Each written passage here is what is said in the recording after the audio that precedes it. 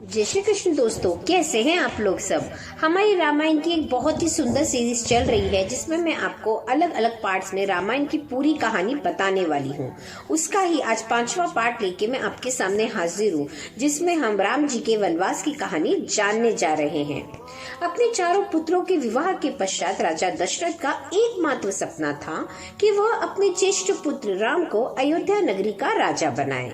इसलिए राजा दशरथ ने अपने कुल गुरु वशिष्ठ से विमर्श करके राम का राज्य अभिषेक निश्चित किया।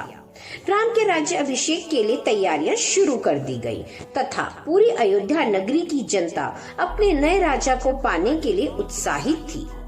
श्री राम हमेशा से ही जनता तथा अपने परिवार जनों के प्यारे थे, लेकिन शायद नीति को कुछ और ही मंजूर था, जिस वजह से राम की सौतेली माता राजा दशरथ की दूसरी पत्नी महारानी कैकेयी की दासी मंथरा ने उनको उकसाया।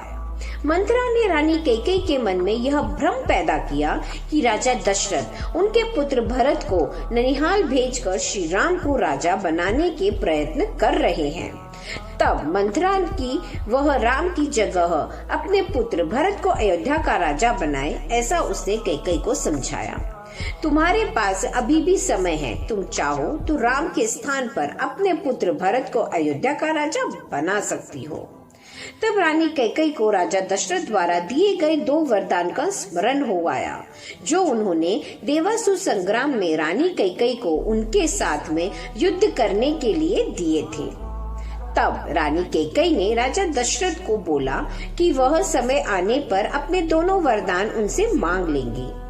तब रानी कैकेयी ने मंथरा के उपचार के बाद और उसके कुविचारों से भ्रमित होकर राजा दशरथ से अपने दोनों वर मांगने की इच्छा जाहिर करी, जिसमें वह पहले वरदान में वह मांगती हैं कि राम को 14 वर्ष का वनवास दे दिया जाए, जिसमें राम 14 बरस तक वन में रहेंगे और राज्य की किसी भी वस्तु का उपयोग नहीं कर सकेंगे। दूसरे वचन में रानी कैकेयी ने राजा दशरथ से अपने पुत्र भरत को अयोध्या का राजा बनाने की मांग कर दी। रानी कैकेयी के यह दोनों वचन सुनकर राजा दशरथ को सदमा लगा और वह बेजुबान हो जाते हैं। जब राजा दशरथ की इस स्थिति का पता श्री राम को चलता है तो वह अपने पिता के पास जाकर उनके इस रवैये का कारण पूछते हैं। उस समय राजा दशरथ रानी कैकेयी के भवन में ही होते हैं।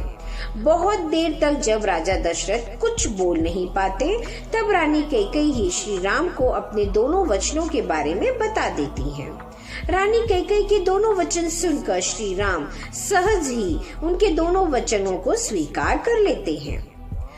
अगले ही दिन जब राम के वनवास की खबर नगर में फैलती है तो पूरे नगर में बगावत जैसे स्वर फूटने लगते हैं। देवी सीता अपने पति श्री राम के साथ वनवास पर जाने का निश्चय करती हैं। जब लक्ष्मण जी को यह सूचना मिलती है तो वह राजा दशरथ पर क्रोधित होते हैं, लेकिन श्री राम के समझाने पर वह शांत हो जाते हैं।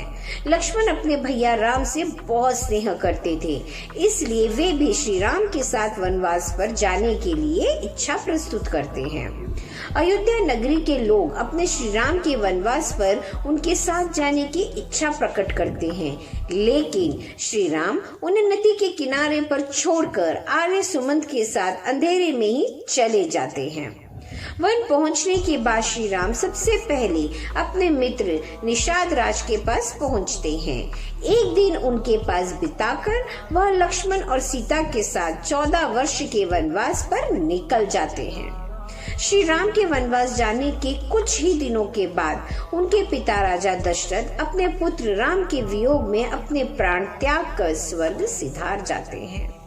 ऐसे ही और कहानी और जानकारी के लिए चैनल को लाइक, शेयर और सब्सक्राइब जरूर करें। मिलते हैं अगले वीडियो में, तब तक के लिए राधे राधे।